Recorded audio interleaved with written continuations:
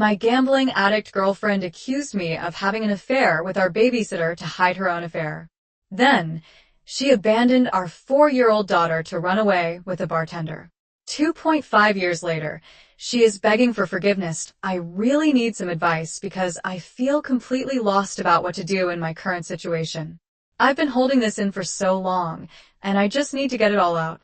I'm 35 years old, and I've been with my girlfriend, Kylie, 29F, for almost 10 years now. We met when she was working as a waitress at a local diner where I used to grab breakfast before heading to my construction job. She was different back then, full of life, ambitious, and had this contagious laugh that could light up the whole room. We clicked instantly and started dating within weeks. Everything moved pretty fast after that. She moved in with me 6 months later when her roommate situation went bad, and we've been living together ever since. The first few years were amazing. We traveled when we could afford it, spent weekends exploring the city, and made all these plans for our future. We talked about marriage, but we both agreed we wanted to be financially stable first. Then came Luna, our beautiful daughter, who's now 4 years old. The pregnancy wasn't planned, but it was the best surprise of my life. Kylie had some struggles with postpartum depression, but I thought we'd work through that together. Looking back, maybe that's when things started to change. Recently, we bought a house together, or rather I agreed to get the mortgage in her name. It wasn't what I wanted, but we've been fighting so much that I thought maybe this would make her happy, give her some security. The house is nice, nothing fancy, but it's in a good school district for Luna, and has a backyard where she can play. I took on extra shifts at work to afford it, which only led to more problems. You see, nothing I do seems good enough for Kylie anymore. If I work overtime to save more money, she accuses me of avoiding her, and claims I'm never there for Luna. When I cut back on hours to spend more time at home, she gets angry that we're not saving enough and says I'm not ambitious enough. It's exhausting. Even small decisions become huge arguments. If I buy groceries, she complains I got the wrong brands. If I take Luna to the park, she says I should have taken her to the library instead. There's no winning. But the real problem that's destroying our relationship is Kylie's gambling addiction. It started about 4 to 5 years ago, right after Luna was born. At first, it was just scratch tickets and small bets on sports games. I didn't think much of it then. Everyone needs a hobby, right? But over time, it escalated to online poker and casino games. The amounts kept getting bigger, and the frequency increased to where she was gambling almost every day. I've caught her multiple times hiding losses from me. She'll delete browser history, create secret email accounts for gambling sites, and even hide physical receipts from casino visits in her car. Every time I confront her about it, we end up in this cycle. She cries, promises to stop, says she'll get help, and for a few days or weeks, things seem better. Then I'll discover more money missing from our joint account or find new credit card charges from gambling sites. Last month was the final straw. I discovered she had somehow maxed out a credit card I didn't even know existed. $8,000 in gambling debts that she'd been hiding. When I confronted her, instead of apologizing, she turned it around on me. She said I was being controlling, that she needed her own money to spend how she wanted, and that I was suffocating her with my rules about money. She even brought Luna into it, saying that my strict budgeting was preventing her from buying things for our daughter. The whole situation has me constantly on edge. I have to watch every word I say, every move I make, because I never know what might trigger an argument. She's become an expert at twisting my words and making me feel like I'm the problem. Meanwhile, she seems completely indifferent to how her actions affect our family. She'll sit on the couch for hours gambling on her phone while Luna begs for attention. Then she'll turn around and criticize my parenting, saying I'm not involved enough. What really breaks my heart is seeing how this affects Luna. She's such a bright, sensitive child, and I can tell she picks up on the tension. The other day, she asked me why Mommy is always angry and why she doesn't want to play with her anymore. That hit me hard. Kylie used to be such an attentive mother, but now she barely looks up from her phone when Luna talks to her. I honestly can't stand being in this relationship anymore. The constant fighting, the lying about money, the emotional manipulation, it's all taking a huge toll on my mental health. I find myself volunteering for extra tasks just to avoid coming home, which only leads to more arguments about me being absent. I've started having anxiety attacks at work, something I've never experienced before. But here is where I'm really stuck. I can't imagine going even a single day without seeing Luna. She's my whole world. Every morning, I wake her up with silly songs. Every night, I read her stories and tuck her in. When she scrapes her knee or has a bad dream, I'm the one she runs to. The thought of not being there for those moments kills me. I know that if I leave, Luna will likely stay with Kylie because we're not married and mothers typically get primary custody. I don't think I even have any legal right to file for custody since we never got married. I've talked to a few friends about this, and most of them say I should stay for Luna's sake. They argue that having both parents at home, even in a bad relationship, is better than splitting up. But I'm starting to think that might not be true. What kind of example am I setting for Luna by staying in this toxic situation? I don't want her growing up thinking it's normal for relationships to be full of fighting and manipulation. I don't want her to think it's okay for someone to treat her the way Kylie treats me.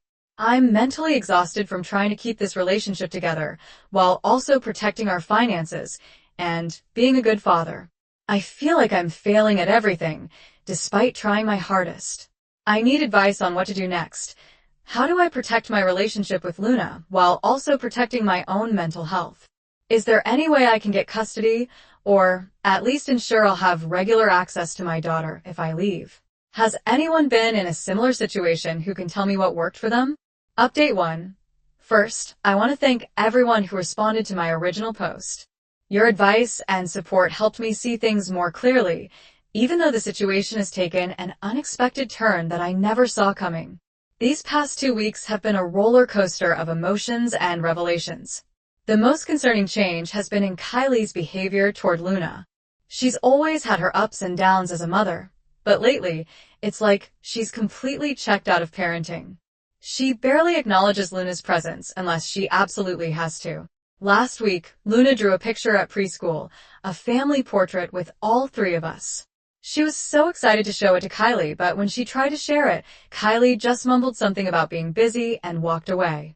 I found Luna later crying in her room, crumpling up the drawing she'd worked so hard on. It took everything in me not to confront Kylie right then and there. Instead, I spent the evening with Luna, helping her make a new drawing that we hung on the fridge. She smiled again, but I could tell she was hurt. At first, I thought maybe Kylie was depressed or struggling more with her gambling addiction. I tried multiple times to talk to her about it. I even suggested we could look into getting her help, but she kept brushing me off with excuses about being late for work or having other commitments. That's when I started paying more attention to her work situation. About a month ago, Kylie started working at this upscale restaurant downtown called the Copper Pot. She said the tips were good, and it would help us catch up on bills, especially after the gambling debts she'd racked up. The job seemed like a positive step. She was getting out of the house, earning money, and seemed more energetic. But then, things started getting weird. Her schedule was all over the place. She'd tell me she was working the lunch shift but wouldn't come home until after midnight. When I'd ask about it, she'd claim they were short-staffed or she had to help with inventory. Other times, she'd say she picked up an extra shift, but when I called the restaurant to check on her, they said she'd left hours ago. We hired Darcy 24F to watch Luna during the times when both Kylie and I were working. Darcy, the younger sister of Kylie's best friend Sarah, has been absolutely wonderful with Luna. She's studying early childhood education and really engages with Luna, doing art projects, reading stories, and even helping her learn basic numbers and letters. Luna adores her, which has been a blessing given how distant Kylie has become. Yesterday, Darcy came to me after Kylie had left for what was supposed to be a morning shift. She looked nervous and kept fidgeting with her phone. Finally, she showed me some text messages she'd accidentally seen on Kylie's phone when it was left unlocked on the counter. The messages were between Kylie and someone named Daniel, who apparently works as a bartender at the Copper Pot. The text revealed that Kylie hadn't been picking up extra shifts at all. She'd been meeting Daniel during her supposed work hours. Darcy also mentioned overhearing multiple phone conversations between them while she was watching Luna. She said the way they talked seemed very intimate, and she'd heard Kylie laughing in a way I haven't heard in years. What really got to me was that Darcy had seen them together a few times when Kylie was supposed to be at work. She'd taken Luna to the park near the restaurant one afternoon and spotted Kylie and Daniel having lunch at a cafe across the street. Another time, she saw them walking together at the mall when Kylie had claimed to be covering someone's evening shift. I waited until Luna was asleep that night before confronting Kylie. Her reaction was not what I expected at all. Instead of addressing the Daniel situation or even trying to deny it, she turned the whole thing around on me. She accused me of having an affair with Darcy, claiming that was the real reason I insisted on hiring her as our babysitter. She went on this wild rant about how she'd seen the way Darcy and I interact, how I'm always praising Darcy's way with Luna, and how suspicious it is that I always handle paying Darcy myself. The truth is, I handle the payments because Kylie has a history of gambling away money meant for bills and other expenses. But according to her, this was proof of my supposed relationship with Darcy. The accusation was so absurd it actually made me laugh, which only made Kylie angrier. She started bringing up random incidents as evidence, like the time I helped Darcy jump her car, or how I once bought her lunch as a thank you for staying late with Luna when I got stuck in traffic. These were normal, decent things that any employer would do for a reliable babysitter. That conversation was the final straw for me. Looking at Kylie as she threw these wild accusations at me, I realized I didn't even recognize the person she'd become. The house is in her name, so I told her she needs to take responsibility for the mortgage payments from now on. I also made it clear that while I'll always be there for Luna and continue supporting her financially, I can't live with someone who would make up lies about me to cover their own infidelity. The look of shock on her face when she realized I was serious about leaving was almost comical. It was like she never expected me to actually stand up for myself. She tried to backtrack, claiming she was just stressed and didn't mean what she said about Darcy, but I'd already made up my mind. I've started looking for apartments nearby. I want to stay close enough that I can still see Luna regularly and be involved in her daily life. It's not the ideal situation, but I can't keep living in this toxic environment. The hardest part will be explaining to Luna why Daddy won't be living at home anymore, but I truly believe it's better than having her grow up thinking this kind of behavior is normal. Update 2. I need to share what happened because I still can't fully process it. Just when I thought things couldn't get more complicated, everything changed dramatically in a single day. I was at my construction site, working on the second floor of a new building, when my phone started buzzing repeatedly. Usually, I don't answer during work hours unless it's an emergency, but when I saw multiple missed calls from Darcy, my heart sank. When I finally called back, Darcy was almost hysterical. Through her sobs, she managed to tell me that she'd arrived at our house for her regular babysitting shift at 9 a.m. only to find Luna alone. The front door was unlocked, there was no sign of Kylie anywhere, and Luna was just sitting on the couch in her pajamas, watching cartoons. I've never left a job site so fast in my life. My supervisor took one look at my face and just nodded when I said it was a family emergency. The 15-minute drive home felt like hours. When I got there, Luna ran to me like nothing was wrong, telling me about the cartoon she was watching. She said, "Mommy told me to be good and watch TV until Darcy came." She didn't seem scared or upset. She had no idea that being left alone like that wasn't normal. The kitchen was a mess with half-empty cereal boxes and milk left out on the counter. Upstairs, Kylie's closet was mostly empty and her dresser drawers were pulled out, with whatever remained scattered across the floor. On the kitchen counter, I found a note scrolled on the back of a gas station receipt. "I can't do this anymore. I'm leaving with Daniel. Being a mother isn't what I thought it would be. Don't try to find me." I checked our joint bank account on my phone and found it completely emptied. She'd taken all $3,800 we had saved. Thankfully, I'd moved most of our savings to a separate account after the gambling incidents, but it still hurt to see she'd taken what little was left. My first call was to CPS. I knew I needed to report this properly to protect Luna and myself. The CPS worker, Mrs. Rodriguez, came to the house that afternoon. She was surprisingly understanding when I explained the whole situation. The gambling, the affair with Daniel, and now the abandonment. Being Luna's biological father and having proof of stable employment and active involvement in her life, worked strongly in my favor. After conducting their necessary checks and interviews, including talking to Luna's preschool teachers and our neighbors, they granted me emergency custody. The house situation was a mess at first. Kylie had already missed 2 mortgage payments without telling me, and I was worried we'd lose the house.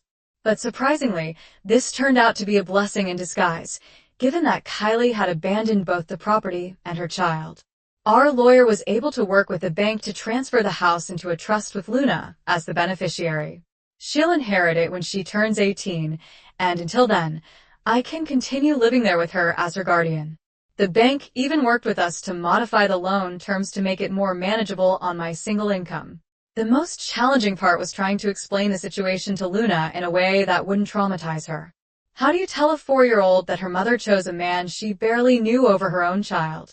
I tried to keep it age-appropriate, saying that Mommy needed to go away for a while to figure some things out, but that Daddy would always be here no matter what.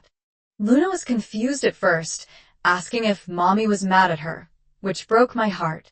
I made sure she knew none of this was her fault. To my surprise, Luna has adjusted remarkably well to our new routine. Kids really are resilient. She still occasionally asks about her mom, especially at bedtime or when she sees other kids with their mothers at the park, but these moments are becoming less frequent. We've established new routines. I rearranged my work schedule to be home for dinner every night, and we have special daddy-daughter time on weekends. Darcy has been an absolute godsend through all of this. She's not only continued to watch Luna when I'm at work, but has also been helping Luna process everything in her own way.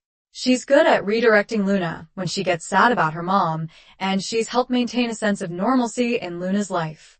Most of Kylie's friends and family have distanced themselves from us, seemingly embarrassed by her actions, but Darcy has stuck by us.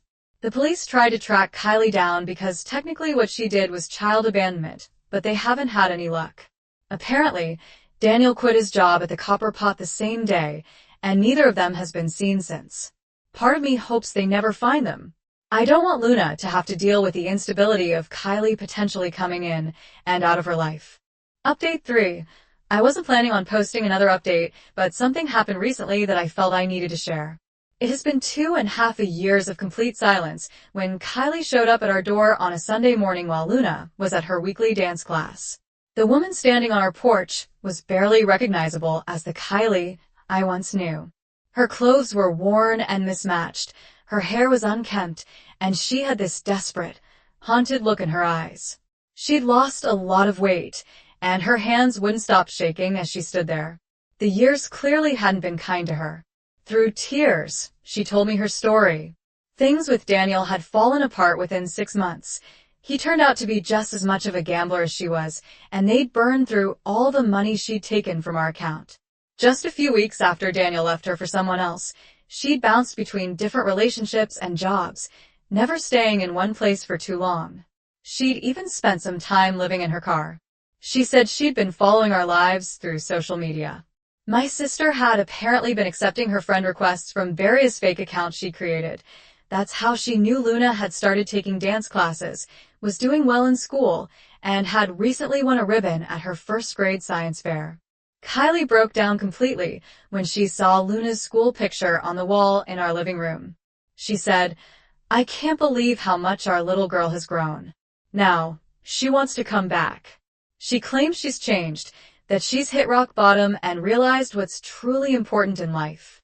She said she'd been clean from gambling for 6 months and had a steady job as a waitress in a town about an hour away. She begged for another chance to be part of Luna's life, but as I listened to her sob and make promises, all I could think about was that morning 2.5 years ago when she'd left our 4-year-old daughter alone in an unlocked house. I thought about how Luna had cried herself to sleep for weeks, asking what she'd done wrong to make Mommy leave. I remembered all the Mother's Day cards Luna had made at school that she couldn't give to anyone, though Darcy always graciously accepted them when Luna offered. I told Kylie about how well Luna was doing now, how she'd made the honor roll, how her dance instructor says she has natural talent, and how she's overcome her shyness and made lots of friends at school. I explained that we'd built a stable, happy life, and I wasn't willing to risk disrupting that by letting someone back in who had proven themselves untrustworthy. When Luna came home from dance class that afternoon, spinning around the living room in her leotard, showing me the new move she'd learned, I sat her down and explained that her mom had come by. Luna's response showed a maturity beyond her 7 years. She said she remembered how Mommy used to make Daddy sad all the time and how she left without saying goodbye. Then she told me something that nearly brought me to tears. She said she liked our life better now because we're always happy, and she never has to worry about Daddy being upset anymore. Luna still has the occasional question about her mom, but they're different now. Instead of, "Why didn't Mommy want me?" she asks things like, "Do I look like her?" Or, "Was she good at dancing too?" I answer these questions honestly but briefly, then we move on to other topics. Sometimes, I wonder if I'm being too harsh by keeping Kylie away, but then I remember the peace we've found in our life together, the stability Luna now enjoys, and the trust we've built between us. Sometimes, the best ending isn't about forgiveness or second chances. It's about protecting what you've worked so hard to build. After Kylie left that day, I blocked all her known phone numbers and social media accounts. I also informed Luna's school and dance studio that only I or Darcy are authorized to pick her up. It might seem cold, but I've learned that sometimes being a good parent means making difficult decisions to protect your child's well-being, even if those decisions hurt someone else. Luna and I have built a happy life together. We have our routines: Saturday morning pancakes, Sunday dance classes, bedtime stories every night. It's not the family life I imagined when Luna was born, but it's peaceful, stable, and full of love.